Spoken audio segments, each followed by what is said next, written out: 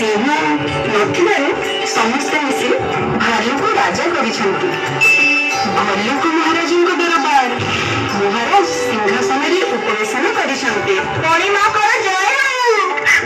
ତାଙ୍କ ବାମ ପାର୍ଶ୍ୱରେ ଅଛନ୍ତି ମହାମନ୍ତ୍ରୀ ସୁଗର, ଦକ୍ଷିଣ ପାର୍ଶ୍ୱରେ ସେନାପତି ଚିତାବାଘ ଉପସ୍ଥିତ ଅଛନ୍ତି। ଦରବାର ଚାଲିଛି। ଏହି ସମୟରେ ଭାଲୁକୁ ମହାରାଜ ପଚାରିଲେ, ମହାମନ୍ତ୍ରୀ, ରାଜ୍ୟର ସବୁ କୁଶଳ ତ? ଆଜ୍ଞା ମଣିମା, ଆପଣଙ୍କ ସୁଶାସନରେ ପ୍ରଜାମାନେ ଆନନ୍ଦରେ କାଳାତିପାତ କରୁଛନ୍ତି। ରାଜ୍ୟର କୌଣସି ସ୍ଥାନରେ କିଛି ବି ବିଶୃଙ୍ଖଳା ପରିଲକ୍ଷିତ ହେଉନାହିଁ। ସେନାପତି, ଗୁପ୍ତଚର ମାନଙ୍କ ଠାରୁ ବହିଃଶତ୍ରୁ ମାନଙ୍କର କିଛି ସମ୍ବାଦ ପ୍ରାପ୍ତ ହୋଇଛି କି? ନାହିଁ ମଣିମା, ଏହା ସମ୍ପୂର୍ଣ୍ଣ ଅସମ୍ଭବ। ଆପଣଙ୍କ ପରାକ୍ରମରେ ପଡ଼ୋଶୀ ରାଜ୍ୟମାନେ ଭୟରେ ଲାଙ୍ଗୁଡ଼ ତାକି ଦେଉଛନ୍ତି। ଏଠି ବହିଃଶତ୍ରୁ ଆକ୍ରମଣର ଆଶଙ୍କା ଆସିବ କେଉଁଠୁ? ମହାରାଜ, ଗଜଳପତି ଆପଣଙ୍କୁ କିଛି କହିବା ପାଇଁ ଆସିଛି। ଆମ୍ଭ ସମ୍ମୁଖରେ ତାକୁ ଉପସ୍ଥିତ କରାଅ। ତାର କି ଅଭିଯୋଗ ଅଛି ଆମ୍ଭେ ଶୁଣିବା। ଜୁହାର ମୁନିମା। କୁହ କୁହ, କି ଅଭିଯୋଗ ତୁମ୍ଭର? କେଉଁ ସମସ୍ୟାର ସମ୍ମୁଖୀନ ହୋଇ ତୁମେ ଆମ ସାମ୍ନାରେ ଉପସ୍ଥିତ ହୋଇଛ? ମଣିମା, ପ୍ରଜାମାନଙ୍କର କର୍ତ୍ତା କର୍ତ୍ତା ଦୈବ ବିଧାତା ଆପଣ। ମୋ ଦୁଃଖ ଜାଣିବା ହୁଅନ୍ତୁ, ମୋ ଗୁହାରି ଶୁଣିବା ହୁଅନ୍ତୁ, ଏ ବିପଦରୁ ଉଦ୍ଧାର କରିବା ହୁଅନ୍ତୁ। ମଣିମା, କୁହ କୁହ ତୁମ୍ଭର ଅଭିଯୋଗ। ଦୋଷୀକୁ ଆମ୍ଭେ ନିଶ୍ଚୟ ଦଣ୍ଡ ଦେବୁ।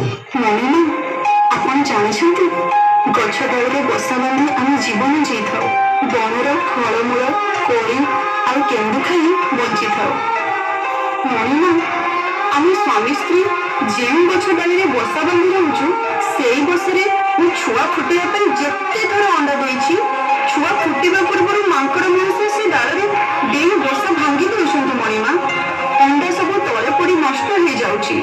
ମୁଁ ବହୁତ ଥର ତାକୁ କାକୁତି ମିନତି କରି କହିଛି, ଆଉ ନେହୁରା ବି ହେଲିଣି। ମଣିମା, ହାତ ଯୋଡ଼ି ପ୍ରାର୍ଥନା ବି କଲିଣି, ହେଲେ ସେ ମୋ କଥା ଶୁଣୁନାହାନ୍ତି।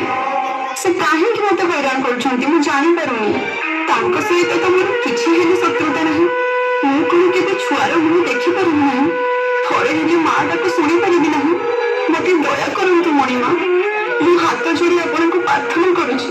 ମହାମନ୍ତ୍ରୀ, ଶୀଘ୍ର ଶୀଘ୍ର ମାଙ୍କଡ଼କୁ ମୋ ସମ୍ମୁଖରେ ହାଜର କରନ୍ତୁ। ଆଜ୍ଞା ମଣିମା।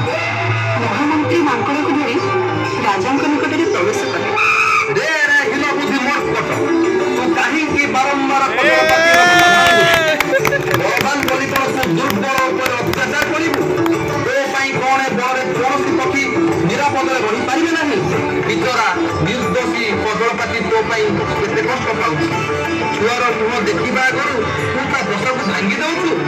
ମହାମନ୍ତ୍ରୀ, ତୁମ୍ଭ ବିଚାରରେ ଏ ଗର୍ବୀ ଉଦ୍ଧତ ମାଙ୍କଡ଼କୁ କି ଦଣ୍ଡ ଦେବା ବାଞ୍ଛନୀୟ ହେବ? କୁହ କୁହ ମହାମନ୍ତ୍ରୀ, କୁହ। ମହାରାଜ, ମାଙ୍କଡ଼କୁ ଦଣ୍ଡ ଅବଶ୍ୟ ମିଳିବ। ଶାସ୍ତ୍ର ମତରେ ଆଗ ପଛକୁ ଚାହିଁ ବିଚାର କଲେ ବିଚାର ସୁନିଶ୍ଚିତ ହୋଇଥାଏ। ଆପଣ ଥରେ ପଛକୁ ଚାହିଁ ବିଚାର କରନ୍ତୁ, ନହେଲେ ବିଚାର ଏକପାଖିଆ ହୋଇଯିବ। ଅବଶ୍ୟ ଆମ୍ଭେ ମାଙ୍କଡ଼କୁ ଦୋଷୀ ସାବ୍ୟସ୍ତ କରିଥିଲୁ, କିନ୍ତୁ ସେ ତ ଶାଖା ମୃଗ, ତାର ବା ଦୋଷ କଣ? ଯେମିତି କଜଳପାତିର ଧର୍ମ ସେ ଡାଳରେ ବସା ବାନ୍ଧି ରହିବ, ସେମିତି ମର୍କଟର ଧର୍ମ ସେ ଏଡାଳୁ ସେଡାଳ ଦେଇବ। ତେଣୁ ମୋ ମତରେ ତାର କୌଣସି ଭୁଲ ନାହିଁ। ମହାରାଜ, କି କଥା କହୁଛନ୍ତି? ମାଙ୍କଡ଼ ଡେଇଁବ ବୋଲି କଣ କଜଳପାତି ଯେଉଁ ଡାଳରେ ବସା ବାନ୍ଧିଥିବ ବାରମ୍ବାର ସେଇ ଡାଳରେ ଡେଇଁ ତାର ବସା ଭାଙ୍ଗିଦେବ? ଜାଣିଛନ୍ତି ମଣିମା, କଜଳପାତି ଏଇ କଥା ମାଙ୍କଡ଼କୁ ନେହୁରା ହୋଇ କହିସାରିଛି। ରେ ରେ ମୂର୍ଖ କାଉ, ବେଶୀ ଗୁଡ଼ା ରାଉ ରାଉ ହୁଅ ନାହିଁ। ମାଙ୍କଡ଼ ଯେଉଁ ଡାଳରେ ଡେଇଁବ ସେ ଡାଳରେ ଯଦି କଜଳପାତି ବସା ବାନ୍ଧି ରହେ, ତାର ଅଣ୍ଡା ସେଇଭଳି ନଷ୍ଟ ହେବ। ଏଥିରେ ମର୍କଟର କୌଣସି ବି ଦୋଷ ନାହିଁ। ଆଜି ପାଇଁ ସଭା କାର୍ଯ୍ୟ ଶେଷ ହେଲା। ଏକଥା ଶୁଣି ପକ୍ଷୀମାନେ ଆଶ୍ଚର୍ଯ୍ୟ ହେଇଗଲେ। ହଠାତ୍ ରାଜାଙ୍କର ବିଚାର କାହିଁକି ବଦଳିଗଲା? ପକ୍ଷୀମାନେ କିନ୍ତୁ ବୁଝିପାରିଲେ ନାହିଁ। ମନ ଦୁଃଖରେ ଉଡ଼ି ଯାଉ ଯାଉ ପଛରୁ ଘର ଚଟିଆର କିଚିରି କିଚିରି ଶବ୍ଦ ଶୁଣି ପଛକୁ ବୁଲି ଦେଖିଲେ ଘର ଚଟିଆ ଧଇଁ ସହି ହୋଇ ତାଙ୍କ ଆଡ଼କୁ ଜୋରରେ ଉଡ଼ି ଆସୁଛି। ପକ୍ଷୀମାନେ ରହିଗଲେ। ଘର ଚଟିଆ କହିଲା, ଶୁଣ ଭାଇମାନେ, ମୁଁ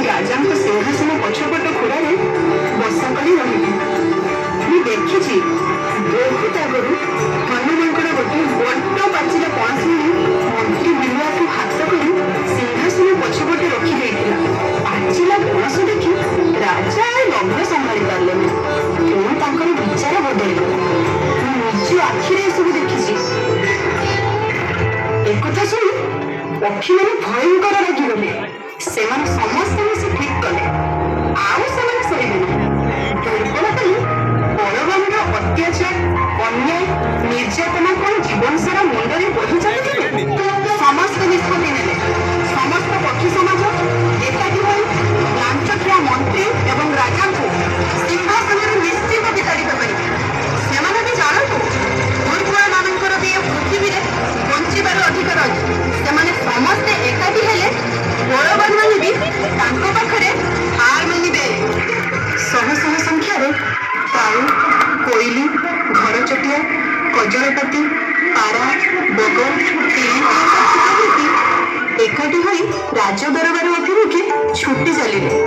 ଦରବାରରେ ପହଞ୍ଚି ସେମାନେ ଦେଖିଲେ ମହାମନ୍ତ୍ରୀ ଶୃଗାଳ ସୁସ୍ୱାଦୁ ପାଚିଲା ପଣସରୁ ଖୋସାମାନ ବାହାର କରି ମହାରାଜଙ୍କ ଆଡ଼କୁ ପଠାଇ ଦେଉଛନ୍ତି।